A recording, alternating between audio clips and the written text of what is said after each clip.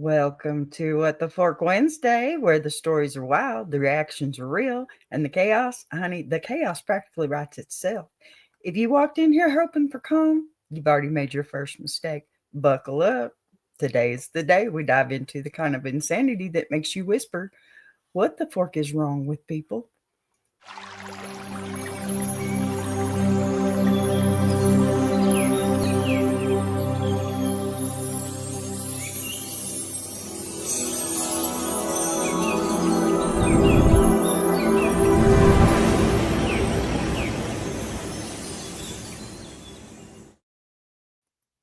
All right, y'all, come on in, get comfortable.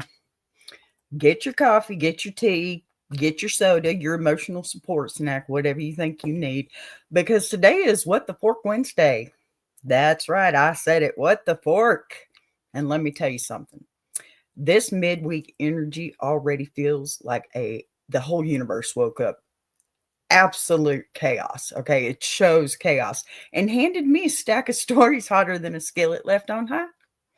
Now, before we jump into this tornado of nonsense, let me set the tone for all the new folks who might be strolling in wondering what kind of show they just clicked on. Ask a Bee is where we laugh, we learn, we roast, we heal, we sometimes, only sometimes, we clutch our pearls and ask, Lord, why me? Why today? Why this level of stupidity? And believe me, the stories we've got lined up today have a questioning amount of things I used to think were solid, like, common sense, basic manners, and well, whether or not people actually listen when life is trying to teach them a lesson. So now here's the beauty of what the Fork Wednesday is. This is the one day a week where we don't hold back. Well, we hold YouTube back, but we don't hold back. This isn't Truth Teller Tuesday, okay, where we unpack the emotional suitcase. This isn't the Circle Back Now Friday. I'll tell y'all that soon. Where we tie a pretty bow on the week. No, not doing that today, baby. Today is the day we open the door, see a mess, and instead of cleaning it up, we're going to pull up a chair, grab a notebook, and say, all right, what the fork is this? Yeah. We laugh not because it's mean, okay, but because it's healing. We poke fun because sometimes the only way to survive the madness of humanity without losing your mind is laughing, okay? And you know what? Laughter is therapy, especially when the story ain't yours. Seriously. Okay, so let me tell you, this community, all right, y'all are something else. Every story you send in, every letter, every moment of absolute heart stopping, brain breaking foolery you trust me to read, I don't take that lightly. Okay. You let me into your chaos, your comedy, right? Your wild family drama, your workplace nightmares, your petty victories, your irrational arguments, kitchen catastrophes, your why me moments, right? Yeah. Okay. I take all of that and turn it into a little midweek joy because y'all, you deserve it. You absolutely deserve it. So if you're new here, welcome into the hive. Around here, it's okay if life doesn't make sense. It's okay if you've had days where you look around and wonder if you're the only sane person left. And it's really okay if your story starts with, I know this sounds crazy, but those are my favorite, y'all. Because on What the Fork Wednesday, that's just the opening line of a normal conversation. It is. Now, get ready, okay? Because I need a drink first. Ha! See what I did there? Work that right in there. Okay. Get ready because the letters we're starting with today, ooh, honey, I previewed them and I had to set them down twice just to process this. Both of them. Seriously. They got drama, confusion, energy. They got everything except for the thing that these writers should have had from the very beginning, which is probably a moment of silence to ask themselves why the fork they were involved in this mess to begin with. And yes, I've got thoughts. You already know. So welcome in. Okay. Grab your spot, settle your spirit, and get ready to holler, gasp, cringe, laugh, shake your head, and maybe even reevaluate your own life decisions. Who we got in here this morning? Happy Wednesday, plus sister. I'm so happy to see you, honey. Thank you for being here. You might like this one today. We're going to go funny. This is What the Fork Wednesday. I said it. It's pretty close, but it's not the real deal. So, YouTube. So, baby, we're just getting started. Alrighty. You know, I've started this thing before we slide head first into those What the Fork story or letters. We're going to do a What the Fork story from me. Yeah, I can't say that too fast. I'm going to lose myself on that one. If I drop an F-bomb, it was not intentional. Dear Lord, forgive me. Okay, I need to prepare your spirit a little bit because what we're about to read is not something you can jump into cold. No. This kind of story requires a warm-up because if I just dropped it on you without warning, half of y'all would be in the chat typing in all caps, B, what even is this? Okay? Or what the fork, obviously. And honestly, you'd be right. See, the thing about What the Fork Wednesday is that these stories don't sneak up on you. They kick down your door like they're late for an audition on a reality TV show, okay? You don't just read them, you experience them. They grab your eyebrows, lift them up over your forehead, and make you question the quality of people's decision-making skills. And today's story, honey. Yes, you know I love my bee honey. But this one took me on a little journey of my own. Look, I'm going to be honest with you. When I first skimmed it, I made a sound I didn't even know came out of me. I sat there with my coffee halfway to my mouth, just frozen, looking like I just saw a raccoon wearing sunglasses and driving a golf cart. That level of confusion, that level of, my brain literally rebooted like Windows 98. Okay. Here's what I've learned. Whenever a story starts with, now B, I swear I'm not making this up, it means they are absolutely about to tell me something they should have kept between themselves, their therapist, and the nearest diary with a lock on it. Hide that key, okay? Because when people try to convince you that they're not lying before they even start, maybe something unhinged is on the way, okay? And look, I'm not judging. I'm really not, because all of us have had those moments where we make a decision and immediately hear God whisper, "You're sure about that? Are you sure?"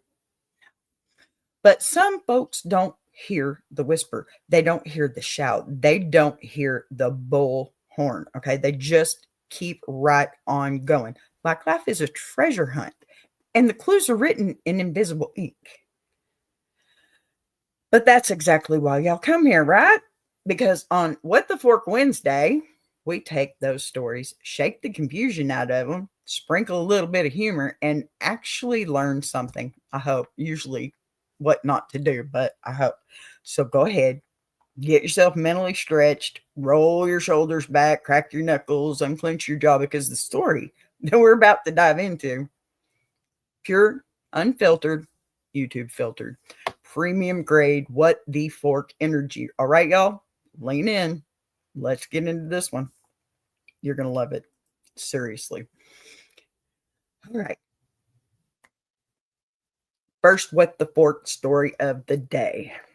Because this one right here had me questioning gravity, physics, the entire family tree. Okay.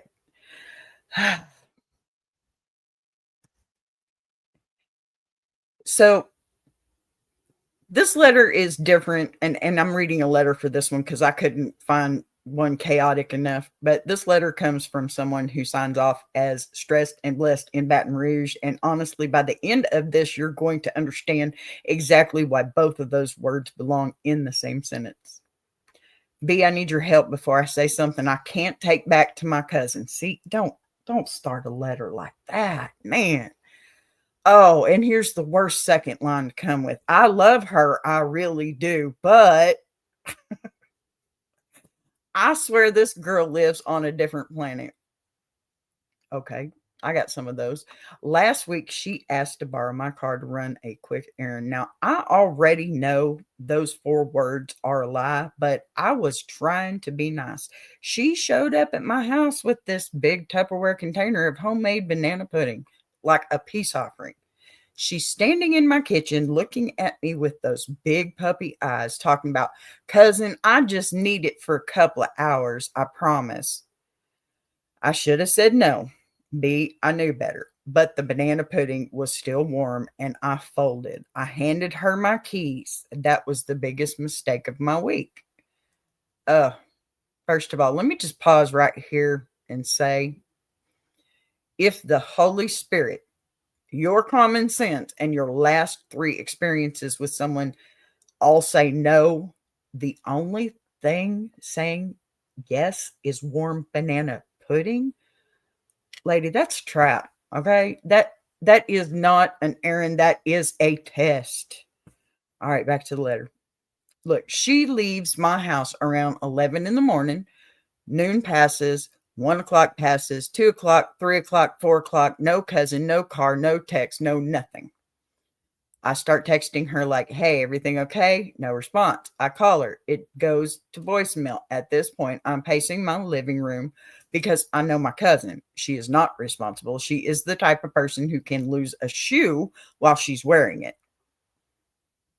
Wow. Okay, I knew I should have trusted my gut, and yet here we are. Finally, around 6 in the evening, she calls me sounding out of breath like she just finished running from the cops, the mailman, and the rent office all at once. You already know when somebody waits a full 7 hours to call you back and starts with heavy breathing, nothing good is about to follow. They are not calling to say thank you. She says, cousin, don't get mad, but something happened. Oh my gosh.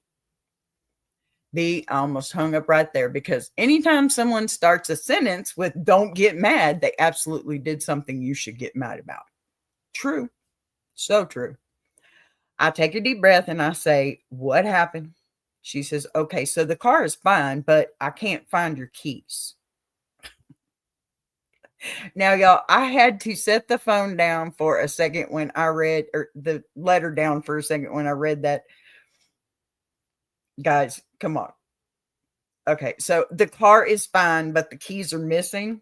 How does that even work? Did the car teleport itself into park and decide it was done for the day? Okay, so she tells me she went to 3 different places, met up with somebody named Scooter, went out to eat, stopped by another cousin's house, picked up laundry, and then somehow ended up at a park. But she swears she never took the keys out of her pocket. This was supposed to be a quick errand. I said, how did you do all of that and never think to tell me my car was on a city tour? She just kept saying, cousin, it wasn't that serious. Not that serious, ma'am. You drove this woman's car through a side quest, a bonus level, and an optional boss fight and didn't think it was serious? Oh my gosh. Okay. She sends me a pin and asks me to meet her where she is. I guess pin means on Google. To meet her where she is so we can find or we can figure it out. I show up. It's a gas station parking lot. My car is sitting there parked crooked like it tried to get in the lines and gave up halfway. She is leaning against it, eating a bag of flaming hot Cheetos like this is just another Wednesday. And I asked her, where are the keys? She shrugs and says, I told you, cousin, they disappeared. Wow. Disappeared like they're on FBI's missing list. Okay. Right. Wow. I am trying to stay calm. I spend 2 hours walking around that gas station, checking the ground, checking the trash can, going back inside, retracing the steps she barely remembers. Nothing, no keys. Finally, I asked her, are you sure you didn't leave them somewhere else? She gets real serious and says, cousin, I think they fell into a wormhole. A wormhole. a cosmic event at this point. I don't even blame the devil. This is her. Okay. I just stared at her. I said, a wormhole? She said, yeah, like in those space movies. Things fall through portals sometimes. Like my car keys are out here doing interdimensional travel. I wanted to scream, but I was too tired. I call a locksmith. He says he can be there in about an hour and a half. In the meantime, she's still eating Cheetos and scrolling on her phone like this is all just mildly inconvenient. I'm the one stressing, and it's not even her car. See, this is where my spirit would have left my body. The locksmith finally shows up around 9 at night. He looks at the car, looks at us, and you can tell he's already decided we're not getting a discount. He tells me it's going to be $275 to unlock and program a new key. I look at my cousin and she suddenly remembers her wallet is at home somewhere. Convenient. So now I'm the one paying to fix a problem she created with her magical wormhole theory. He gets to work, opens the car, and starts shining his flashlight around to get the information that he needs. He leans down on the passenger side, reaches under the seat, and says, "Ma'am, are these your keys?" Wow. I wanted the concrete to open up and swallow me. The keys were under the passenger seat the whole time, the whole day, through all the drama, all the walking, all the wormholes, right there. He holds them up, and my cousin has the nerve to say, "Oh, look at that. Maybe the wormhole spit them back out." Oh, good Lord. At this point, I would have started a GoFundMe for my sanity. Baby girl, I would have too. You know what? I may do that today myself. I paid the locksmith because what else could I do? We drive my car back to the house, and all I can think about is how much time, money, and mental energy I just lost over something that could have been solved if she had simply bent down and looked. The next morning, I wake up to a text from her. "B, this girl really typed, cousin, I still didn't get to run my errand. Can I borrow the car again today?" I put my phone down, walked into the kitchen, poured my coffee, and just stared at the wall. I have not replied yet. I don't trust myself to answer without saying something that might end up in the relationship forever. Am I being dramatic if I tell her she can never borrow my car again? Am I wrong for needing space from this level of foolishness?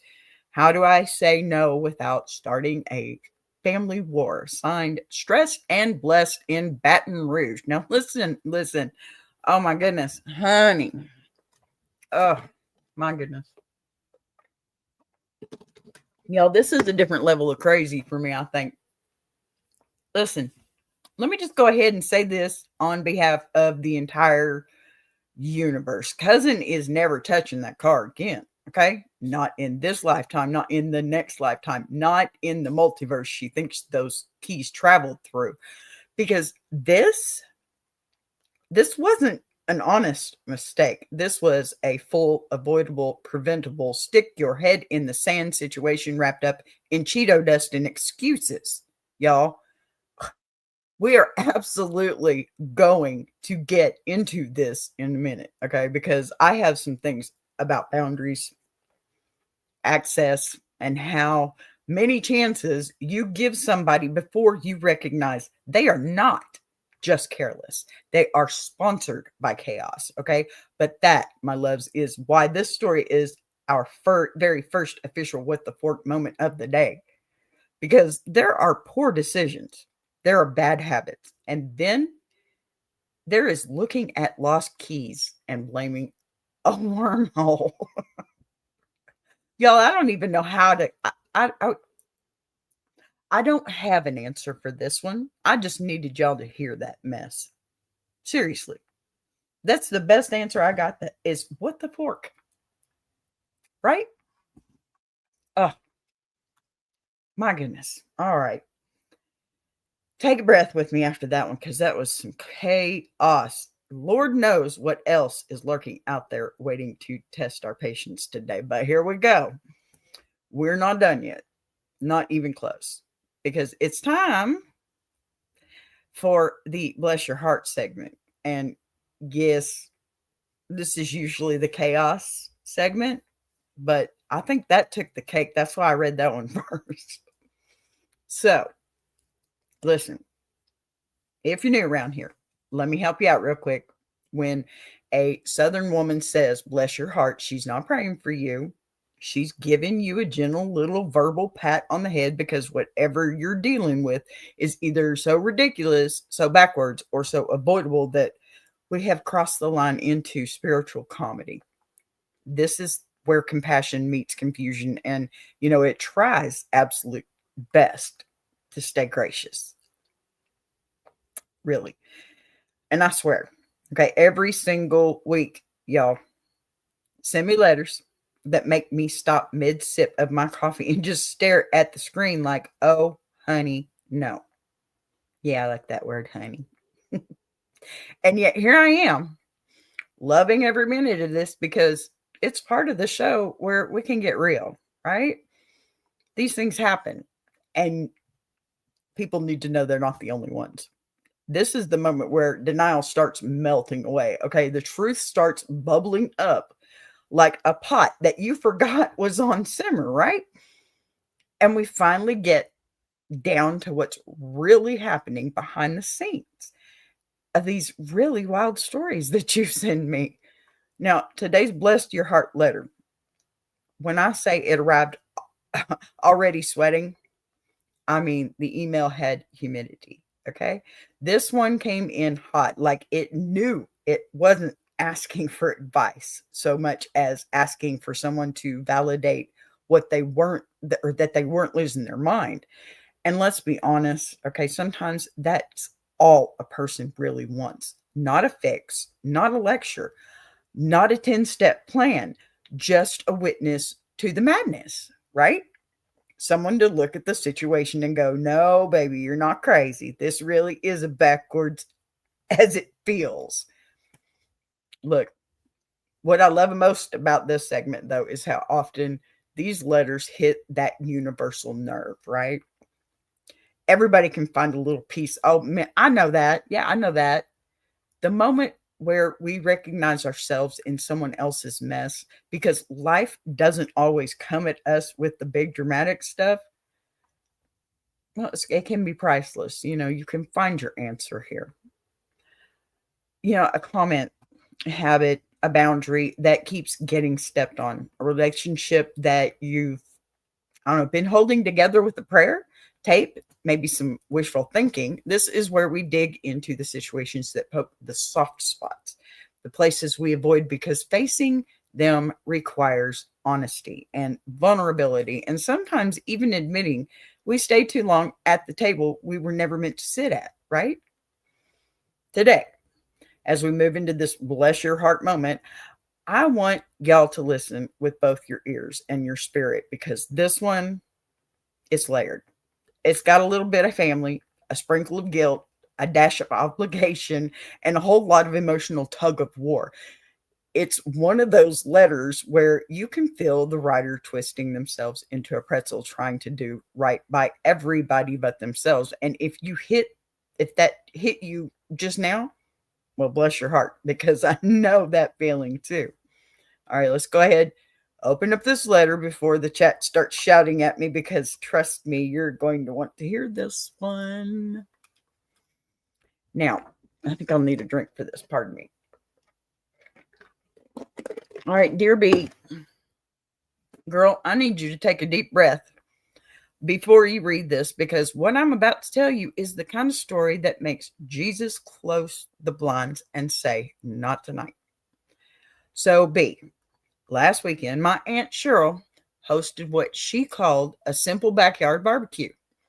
What she failed to mention was that she has recently gotten deep into self-sufficiency TikTok, and apparently she thinks that means setting the neighborhood on fire. Wow, okay. It all started when she decided to slow roast a rack of ribs using nothing but a magnifying glass, a bag of charcoal, and the power of intention. That sounds scary already. B, she set the grill on top of her trampoline because she wanted the heat to circulate. I begged her not to. She said, trust the process. I did not, but the trampoline sure did because the whole thing lit up like a Pentecostal Sunday. Before I could even call 911, my cousin Jerome, who is on probation and thinks he's an inventor, rolled out with a fire extinguisher filled with Kool-Aid. He said, don't worry, family. I saw this on YouTube. It did not put out the fire, it caramelized it. The trampoline turned into a giant brulee. Meanwhile, my Aunt Cheryl is screaming that this is a sign from the ancestors and starts tossing corn cobs at the flames like she's trying to bless them. Her wig flew off and landed in the kiddie pool, which promptly melted because the water had heating tablets in it, because apparently the kids wanted spa vibes.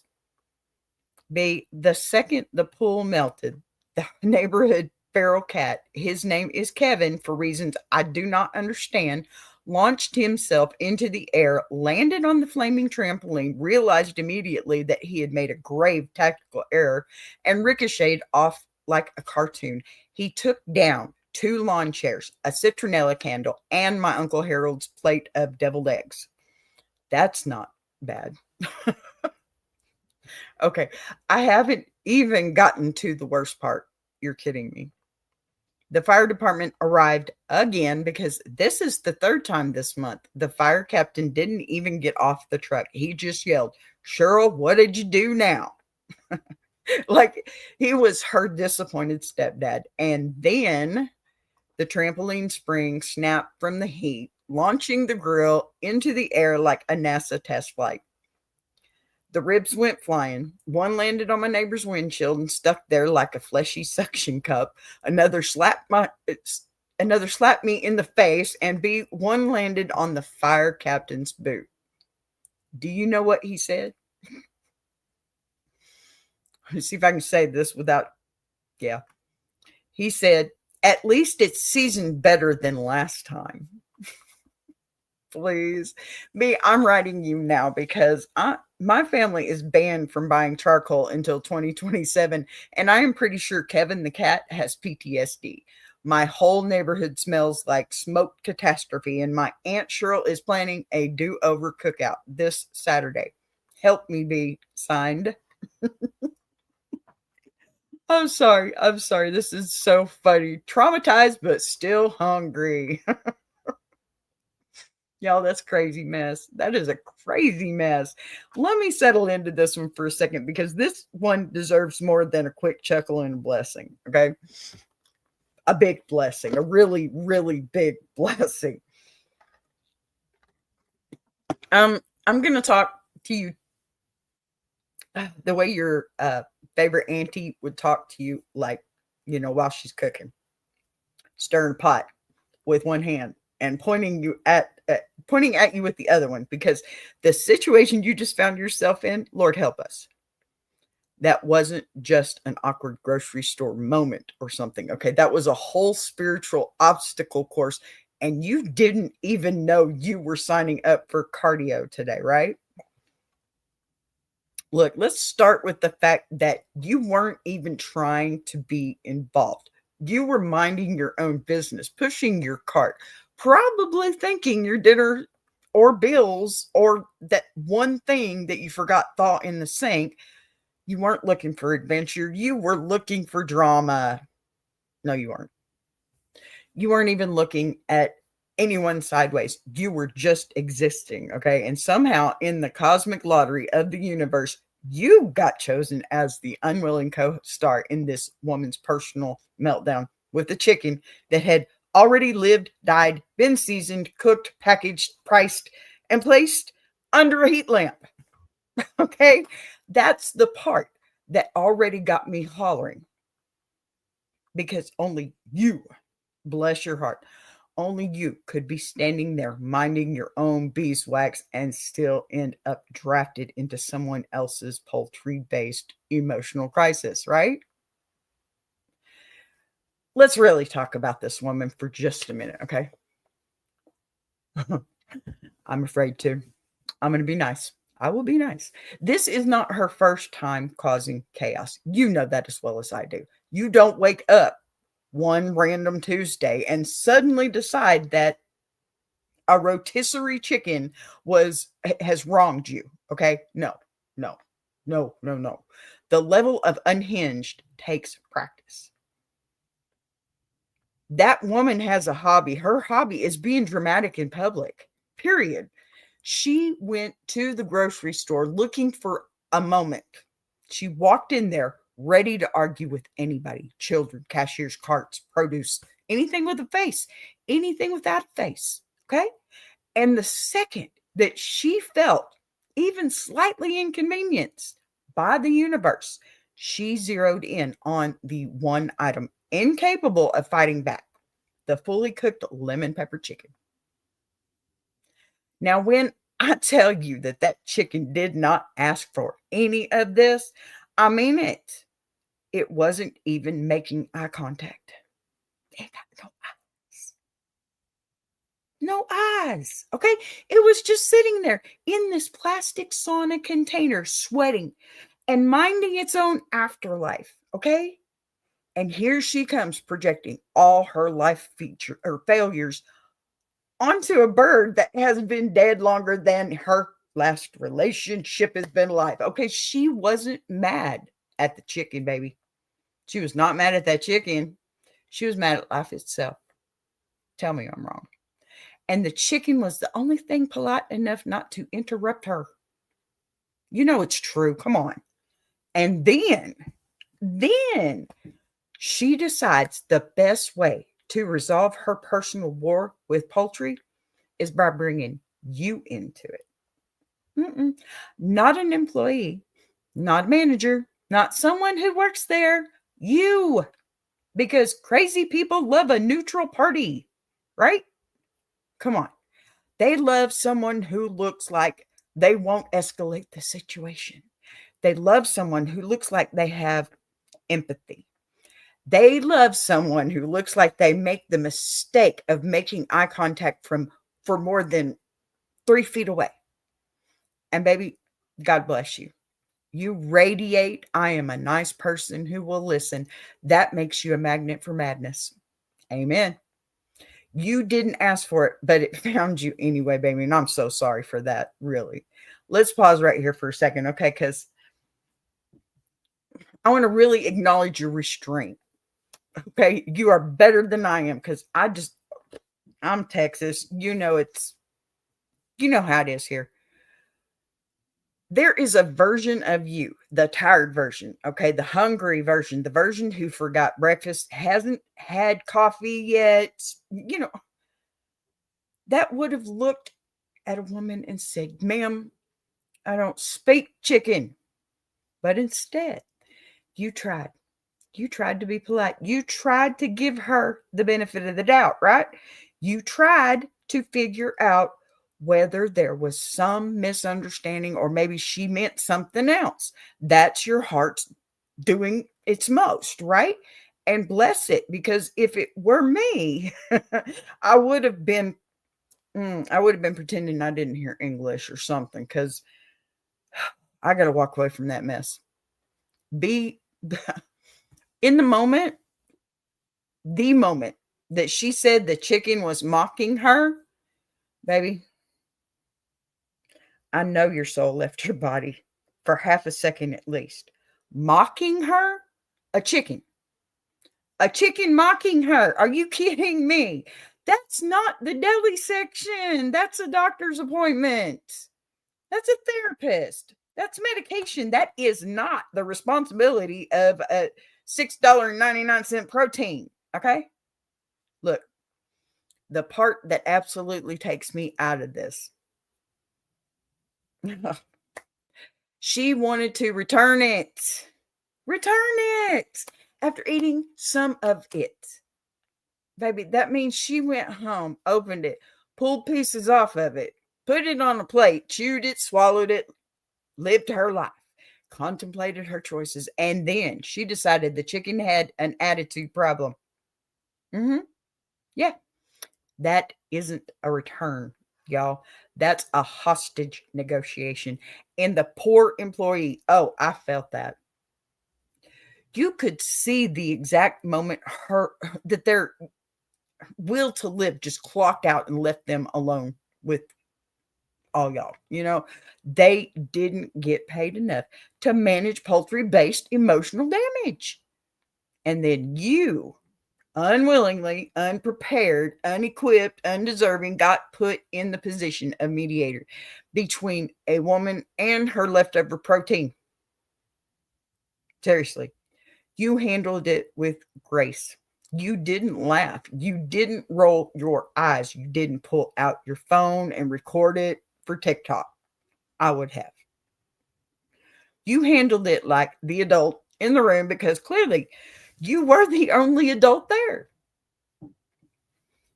And that right there, that's why I am blessing your heart today, honey.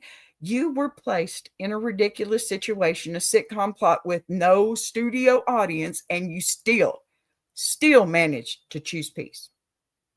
That's called growth. That's called maturity. That's called I am too old for this nonsense. But here we go again. Let me offer you some truth here, though. Okay, crazy like that is a spiritual test. You know it.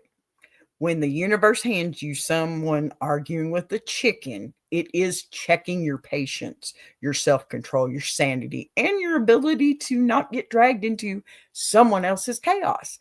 Now, you passed, okay? We passed. It's done.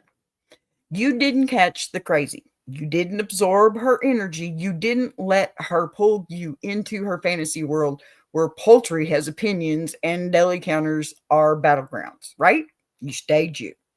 So here's my final blessing for you, honey. Bless your heart for choosing peace when chaos tried to crown you a queen, okay? Bless your heart for surviving someone else's meltdown without catching an emotional shrapnel. Bless your heart for recognizing that sometimes people ain't mad at the thing they're yelling at. They're mad at life. And the chicken just happened to be the only one who couldn't talk back. Bless your heart for writing this down, okay? Because I swear to you, this is exactly why this show exists, okay? Without people like that walking around free, we wouldn't have anything to talk about on What the Fork Wednesday, y'all. Crazy mess. Crazy mess. All right. I'm going to have me another drink. That was a long one. That was a good one, though. You got to breathe, people. Just breathe with me, would you? Breathe. All right. Here we go again. Now, this is the gravel road. And while this is usually, the tearjerker, it's not going to be. At least, I don't think it is. But this one is our gravel road segment. And one dry wall patch away from losing my religion. Yep. All right, y'all. Now that we've laughed ourselves breathless, because I'm telling you, I'm sitting over here trying to breathe and survive the chaos of What the Fork Wednesday, bless your heart letter, it's time to take things down a different road. It's the gravel one, of course. The one I'm talking about, the road that rattles your car, shakes your cup holder, makes your GPS question its life choices, and forces you to slow down because speeding will literally send you into a ditch on a gravel road. Yeah. Seriously. The part of this show, okay, this is where we stop cackling long enough to check our emotional tire pressure. And let me tell you, after the week I know some of y'all have had, those tires are bald, not worn, bald, y'all. Showing threads like a Walmart lawn chair in July. The gravel road is where the truth isn't funny anymore. It's useful. It's grounding. It's uncomfortable in that good way, like the kind of advice you don't want to hear, but absolutely needed because somebody had to say it before life said it the hard way. And what I love about this part, okay, is that nobody comes down a gravel road unless they're ready to face something real. You don't accidentally end up on one, okay? You choose it. You turn onto it, knowing the ride is going to be bumpy, knowing the dust is going to kick up, knowing that there is no smooth asphalt to glide on. But you go anyway, because sometimes the most important conversations don't happen on the polished streets, okay? They happen right where it's rough, uneven, and honest. Sometimes a pothole is exactly what you need. Seriously. So this is the place where pride drops out of the passenger seat and ego climbs into the trunk. This is where you can't pretend anymore because the road forces you to slow down and hear yourself think. Now listen, this is not a place for performance, okay? This isn't a place for drama. This isn't a place to dress your pain up in humor like we do in the earlier segments, okay? The gravel road is where we talk about the things you don't post on social media. The things that, they sit heavy on your chest at night, the things you don't tell your mama or your best friend or even the people you love because you don't want to worry them or embarrass them or admit that the strong one needs help too, right? But baby, even the strongest people have to pull over sometimes before the engine overheats. Even you. No, especially you. Okay? So as we turn into this gravel road together, take a breath, unclench your shoulders, let the laughter settle so your heart can actually hear what it needs to hear. Because the letter coming up next, this is someone standing right at the edge of something difficult.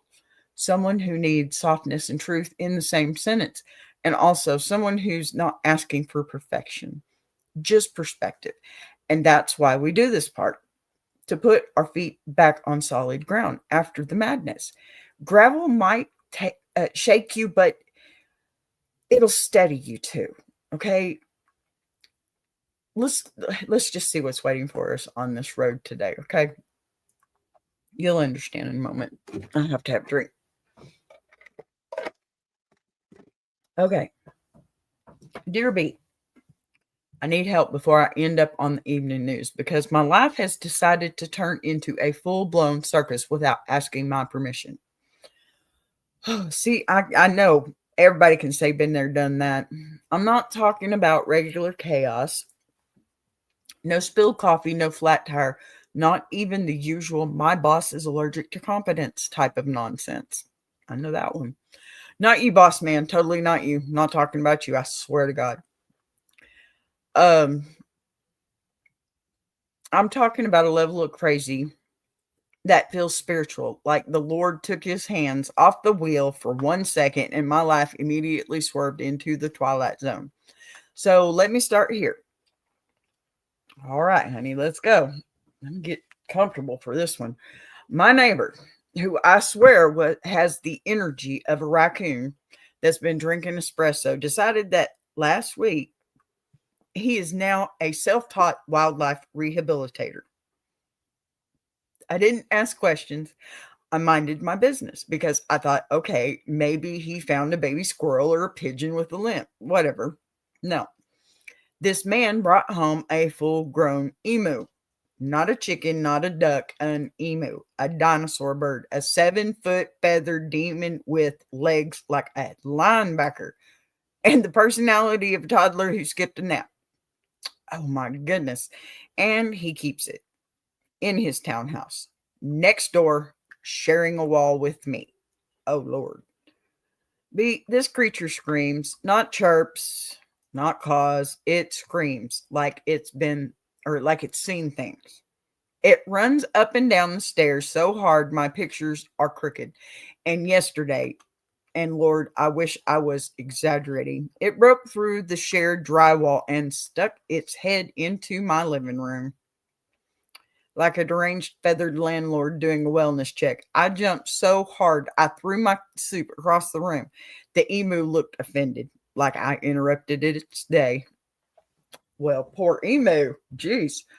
All right. So naturally, I went next door to tell him, sir, your prehistoric nightmare has joined me for lunch. And he had the nerve, the audacity to say, oh, yeah, Kevin does that when he's feeling social.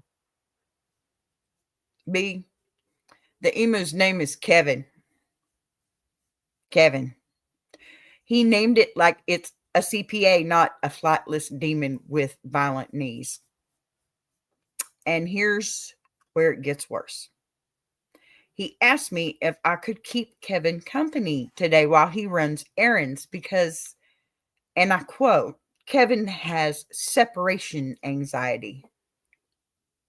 I told him I have my own anxiety and none of it involves babysitting a dinosaur. B, I need you to tell me what to do before this bird takes over the lease because at this point, I'm not sure who the legal tenant is anymore, me or Kevin. Signed, one drywall patch from losing my religion. Honey, I think I'd be more worried about losing something else, like your whole entire mind, right? For real? Good Lord.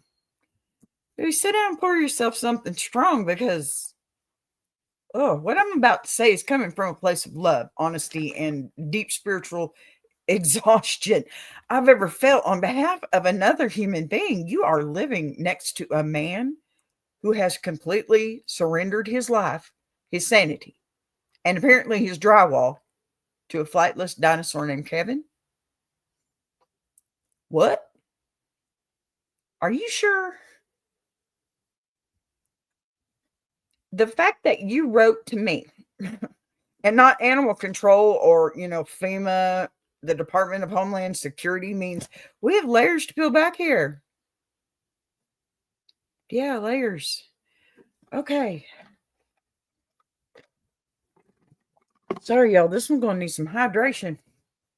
First, let me acknowledge the sheer magnitude of chaos that you're dealing with here. An emu in a townhouse, in a shared wall townhouse. I want you to understand that you weren't chosen at random, okay? The universe didn't spin a wheel and land on your name. No, it saw your spirit, recognized your patience level, was almost at capacity, and said, let's test that suspension system. Because that is what gravel roads do. They expose every loose bolt in your life. Honey, you are living next to the human embodiment of an unsecured trailer hitch. Yeah. Let me paint this clearly. You are dealing with a grown ass man who looked at a wild ass animal large enough to commit tax fraud and said, yes, this belongs inside my home. That's not eccentric. That's not even quirky. That is a man one minor inconvenience away from inventing his own laws. Okay. People don't wake up one day and casually adopt an emu. Something in their soul has already been fermenting for years. Okay. He didn't find the emu found him. And the worst part, he welcomed it like it was a lost fraternity brother. You got to be kidding me. Let's talk about Kevin breaking through the wall. Baby girl, a bird should not be capable of home invasion. That is not normal, okay? That is not spiritually aligned, okay? That is not a side mission you get in a video game.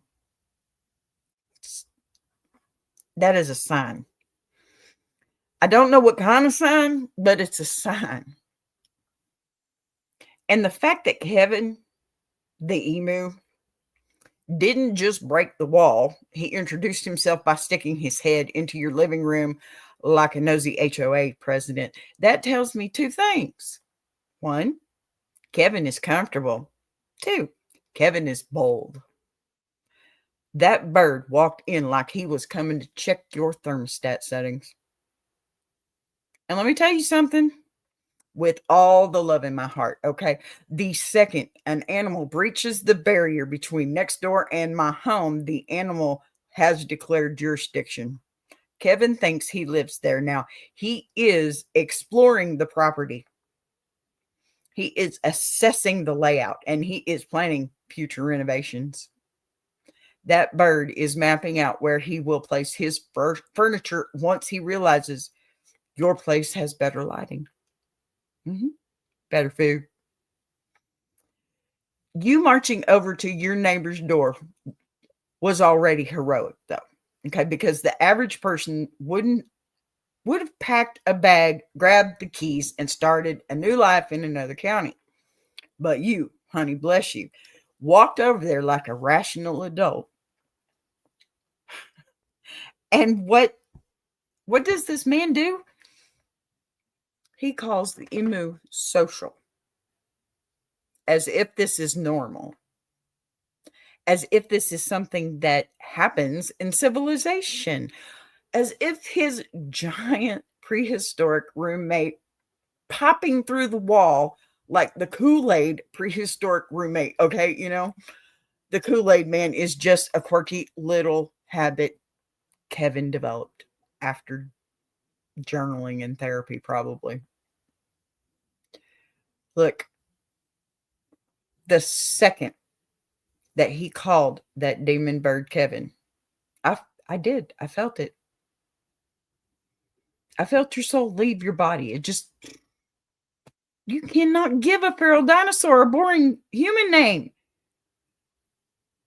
Seriously. The moment he named it Kevin, he gave that bird rights, responsibilities, a retirement plan, legal standing. And now Kevin believes he is a citizen.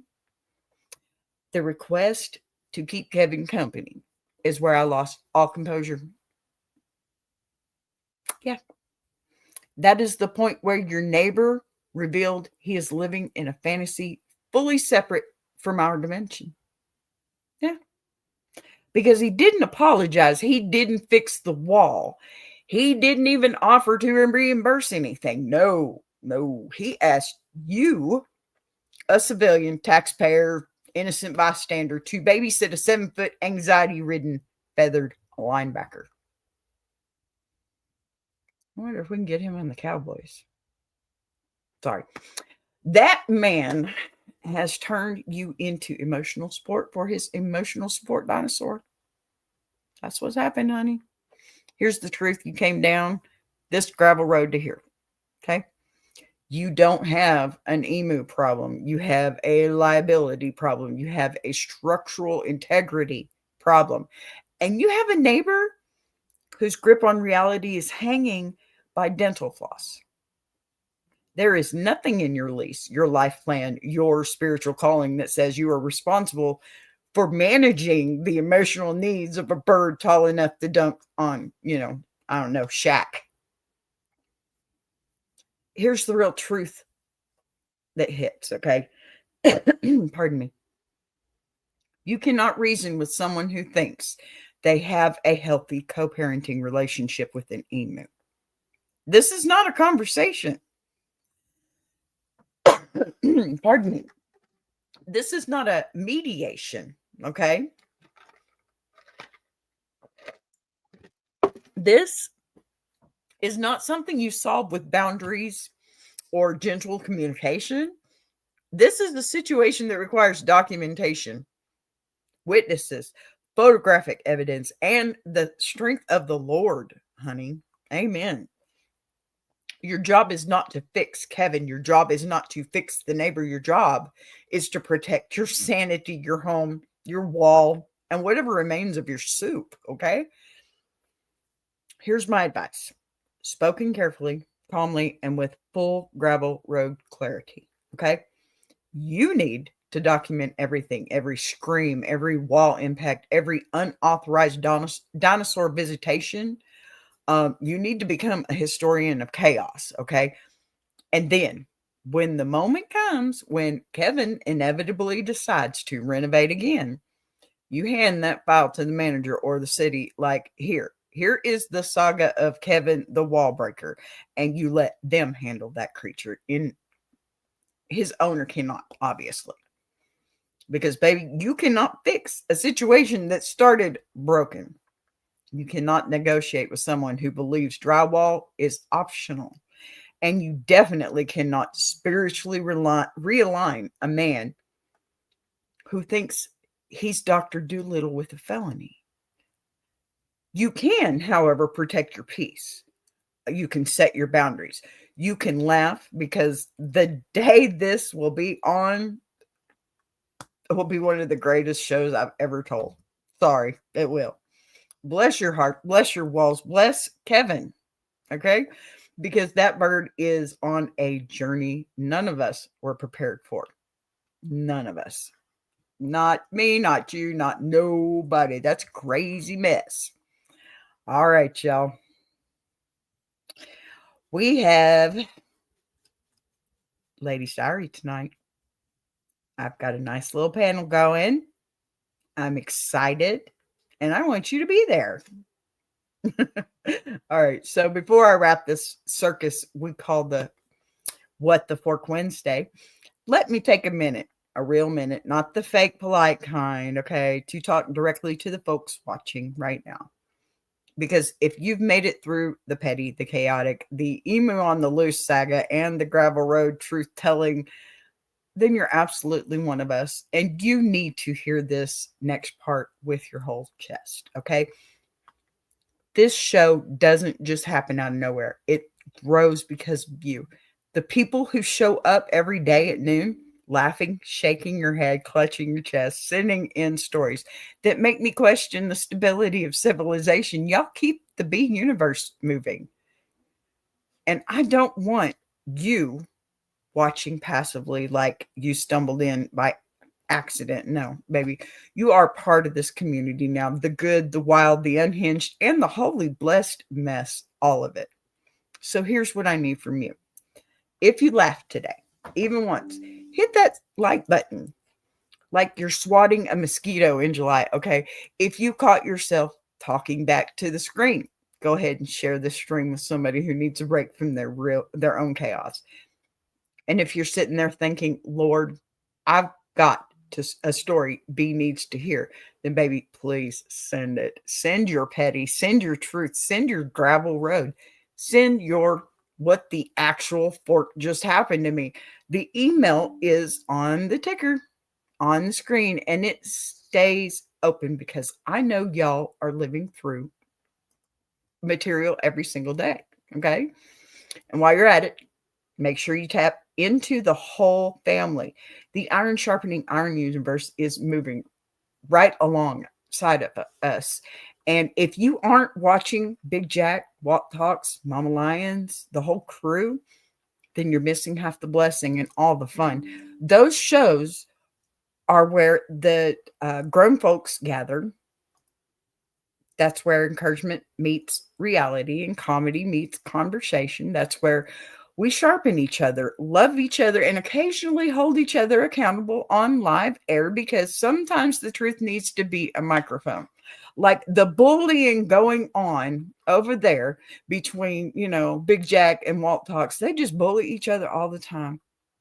Just playing. But we're not a channel, not just a channel. We are building a network, a universe, the iron sharpening iron universe. BBTV produces for them. And we do this together. There's no me, there's no you, there's we. Okay. So y'all make sure you go see some of these wonderful spinoffs we got going on. The Gentleman's Journal, Lady's Diary, that's tonight. All of it adds up to something bigger than us. And you being here today means you're part of something in motion, something growing, something with roots and wings that at the same time. If you ever wanted to support something real, something authentic, messy, hilarious, heartfelt, unpredictable, and a little bit holy, baby, this is the place for you. This is the table. This is your seat. And we are so glad that you're here. Now, please, y'all make sure you go over and you subscribe to Big Jack. Make sure that you go over and subscribe to Mama Lions and understand that Big Jack and I, we have memberships. So y'all go ahead and do that too. Now, go ahead and drop a comment letting me know you're alive after the emu fiasco and we're going to try to let the algorithm know we're here to stay. And stay tuned because the next episode, oh baby, it's really shaping up to be absolute chaos for Throwback Thursday. Yeah. So We hit every corner of the map today, from the petty edges to the chaotic mountaintops to the gravel road, all that stuff, right? Before I get out of here, I want you to take 1 second and recognize something. You survived another day of madness. You showed up. You listened. You laughed. You took in the truth. Even when it came wrapped in chaos, that matters. That so matters. It really does. Okay? And that's it for this show, because you know what? I'm ready to go. Listen, we got sirens going off for some reason. It's not even supposed to be raining. I don't know what's going on. I'm just going to tell y'all, I got to go. I love y'all. I'll see y'all tomorrow. Take care. Bye-bye.